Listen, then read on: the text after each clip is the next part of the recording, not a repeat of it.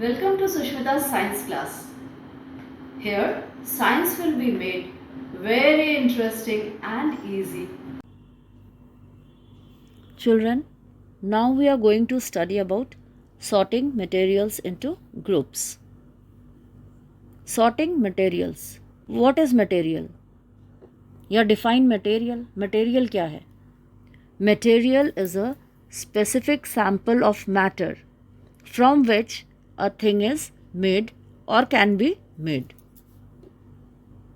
Or it can be defined as substance or a thing which is used for making different objects. Different substances are made up of different kind of material. तो ये substance है chair किससे बना हुआ है plastic से that plastic is the material या chair would say बना है वुड इज़ द मटेरियल. अब ग्रुपिंग कैसे करते हैं उनको क्लासीफाई कैसे करते हैं अलग अलग कैसे करते हैं ये हम पढ़ेंगे. पर क्लासिफिकेशन क्या है व्हाट इज़ क्लासिफिकेशन या define classification. The process of grouping things on the basis of similarities and dissimilarities is called classification. It is a process of grouping और पुटिंग सिमिलर थिंग्स टुगेदर. एक जैसे चीज़ों को इकट्ठा रखना इसको क्लासिफिकेशन कहते हैं. क्लासिफिकेशन हेल्प्स इन ये क्लासिफिकेशन का इम्पोर्टेंस क्या है वो हमें किस तरह से हेल्प करता है. Locating objects sorting out things which are similar easy identification, saving time and energy, makes it easier to work with them and help us to learn their properties easily. Locating objects, just take an example of your kitchen. Kitchen में आपको तो पता है आपकी चीज़ें कहाँ रखी हैं. कोई और अगर अंदर आए तो उनको कैसे पता चलेगा. अगर आपने चावल दालें सब इकट्ठा रखा हुआ हो और स्पाइसेस सारे इकट्ठे रखे हुए हो तो ढूंढना आसान पड़ जाता है. यानी आपने एक सेम चीज़ें जैसे सारे मसाले सिमिलर चीज़ें इकट्ठे रख दिया हैं तो कोई भी जाकर उसको ढूंढ सकता है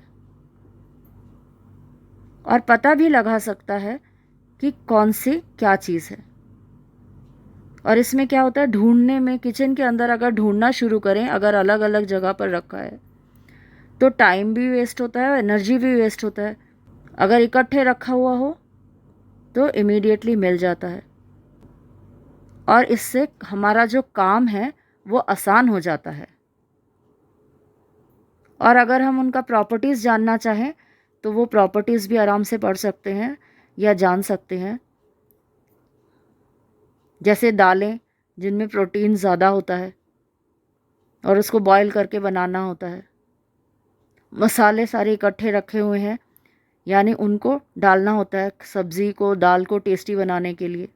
अब क्वेश्चन है व्हाट इज़ सब्सटेंस या define substance. Substance are a particular kind of matter with uniform properties. It has solid presence. The physical material which has discrete existence is called substance. A substance is a matter that has definite properties and composition. Every pure compound and element is a substance. Substance is a more specific sample of matter, either a pure element or a pure compound. जैसे oxygen या hydrogen. All materials occupy space and has weight and can be felt. सभी materials जो हैं वो जगह घेरते हैं उसका कोई वजन होता है वेट या मास हम कहते हैं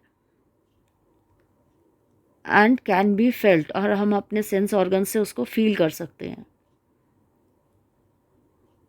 classification can be done on the basis of properties, चीज़ों के प्रॉपर्टीज़ के ऊपर बेस करके हम उनको क्लासीफाई कर सकते हैं, उनको ग्रुप कर सकते हैं, उनको अलग अलग कर सकते हैं। तो ये जो प्रॉपर्टीज़ हैं, ये क्या प्रॉपर्टीज़ हैं?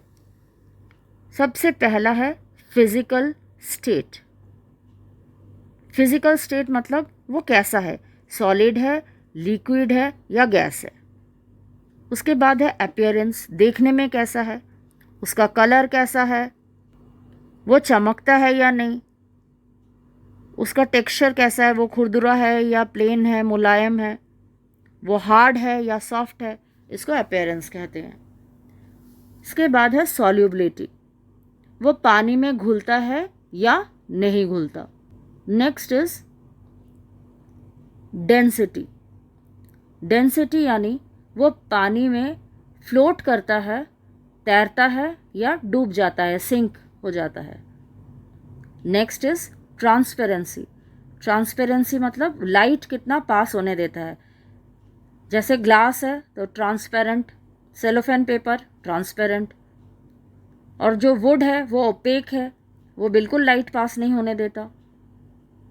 या फिर ट्रांसलूसेंट, जो बटर पेपर होते हैं हम कॉपी करने के लिए यूज़ करते हैं, तो उसमें से पूरा लाइट पास भी नहीं होता और बिल्कुल लाइट को रेजिस्ट भी नहीं करता, हमें दिखता है थोड़ा बहुत।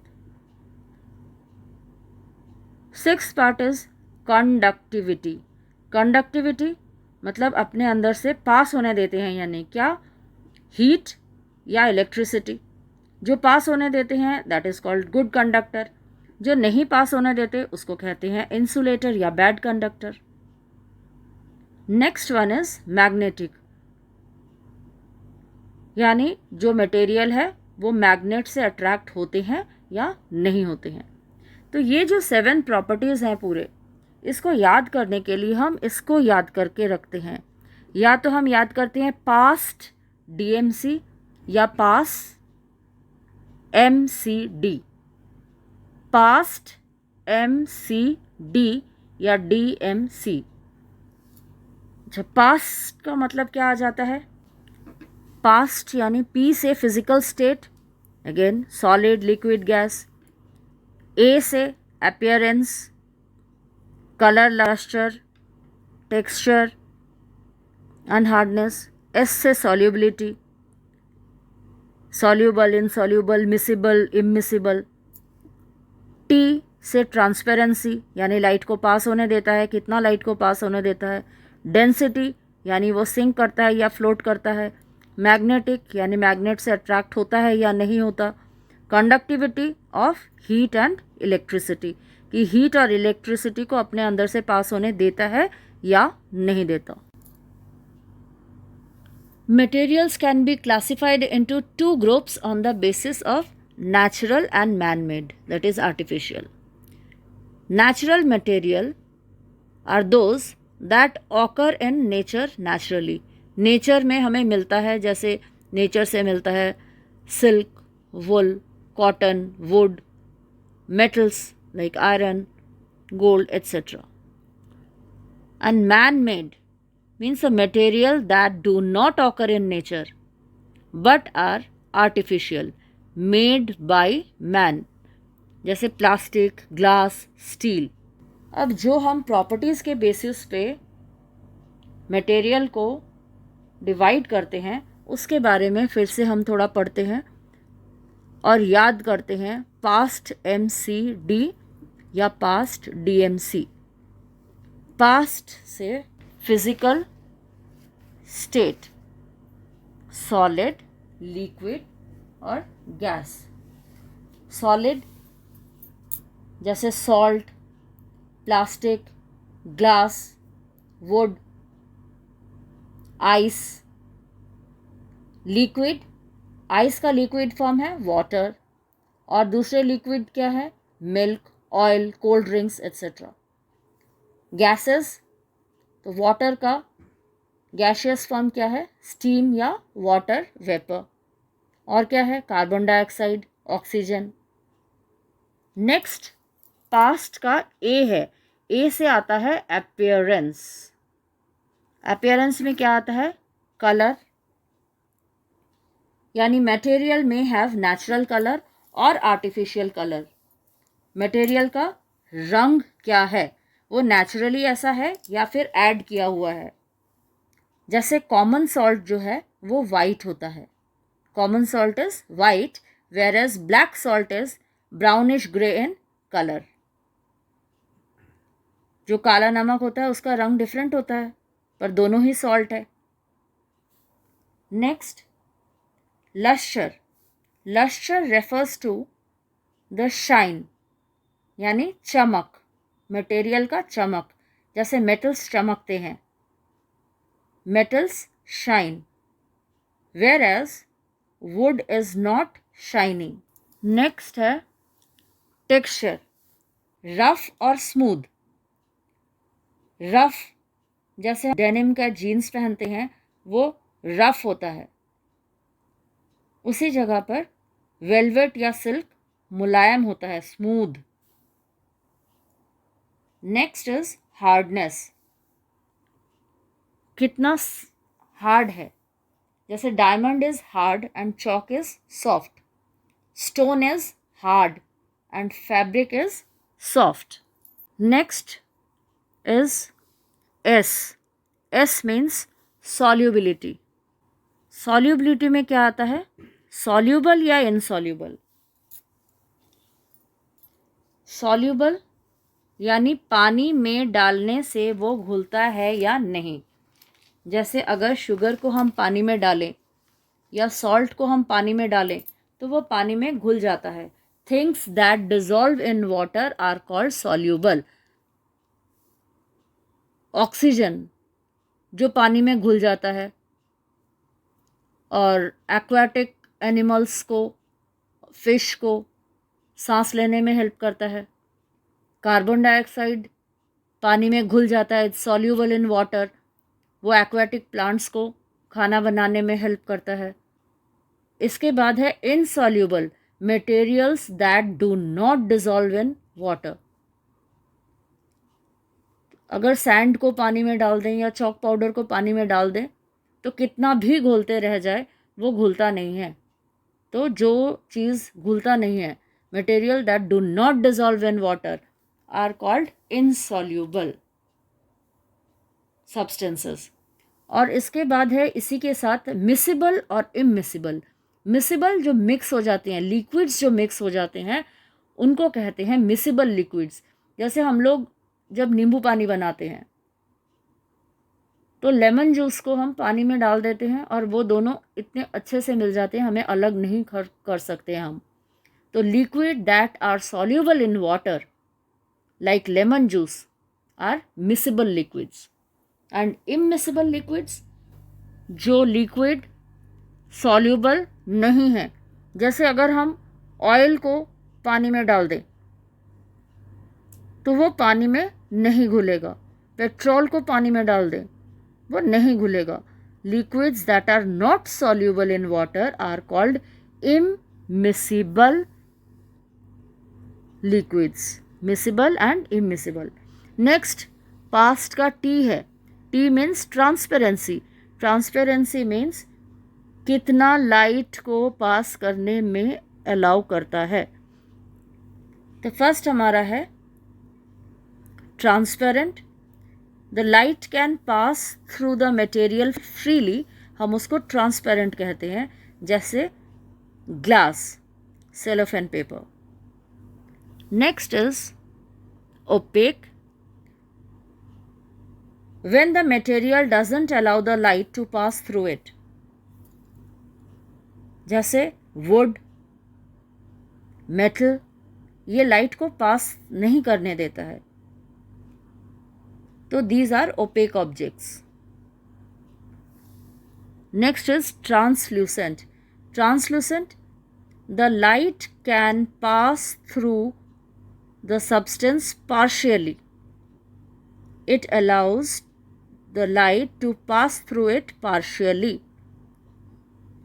तो इसके एग्जाम्पल्स हैं butter paper, ground glass. The next is MCD. MCD में M stands for magnetic and non-magnetic. The material that are attracted to magnet are called magnetic. For example, iron, nickel. लोहा और निकल जो है मैग्नेट की तरफ attract हो जाते हैं तो इसे मैग्नेटिक कहते हैं.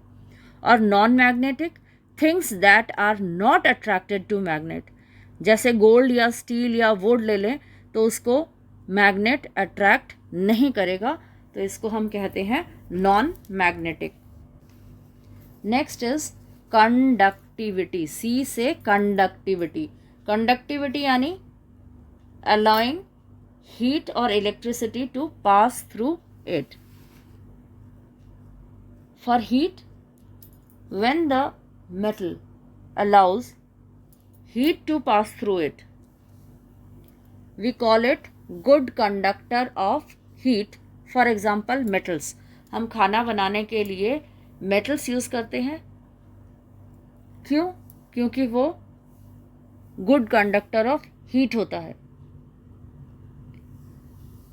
And the material that does not allow the heat to pass through it is called bad conductor. For example, wood. लकड़ी जल जाता है, हीट पास नहीं करता. जो बर्तन हम यूज़ करते हैं उसके हैंडल्स बैकलाइट के बने होते हैं, तो ये बैकलाइट जो चीज़ है ये भी नॉन कंडक्टर ऑफ हीट. ये हीट पास नहीं होने देते ताकि हम गरम बर्तन अच्छे से पकड़ सकें, ठीक से पकड़ सकें, इसीलिए उनके बेकेलाइट के हैंडल्स होते हैं.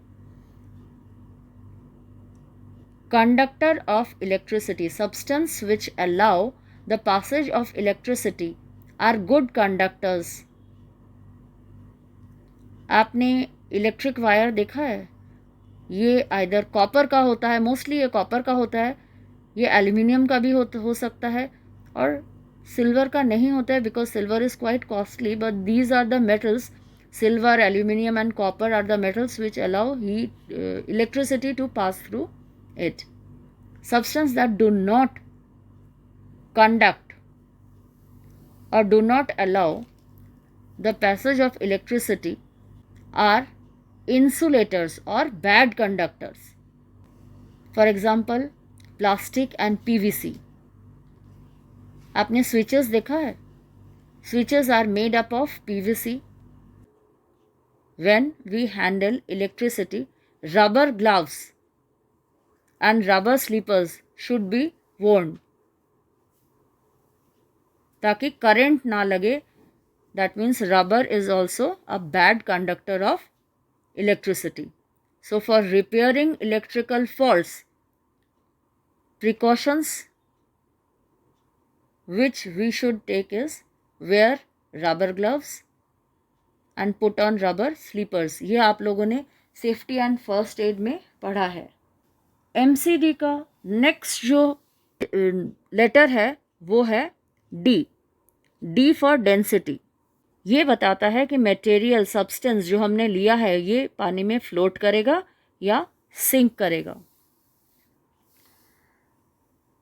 तो density is defined as compactness of substances. जैसे the thing which is heavier than water sink. For example sand, पानी में डालते ही वो नीचे चला जाता है. Things lighter than water float on it. For example, oil.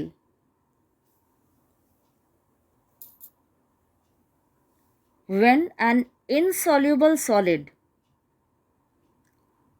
and liquid of same density are mixed together, the solid neither sinks nor floats on top. It remains suspended in the liquid.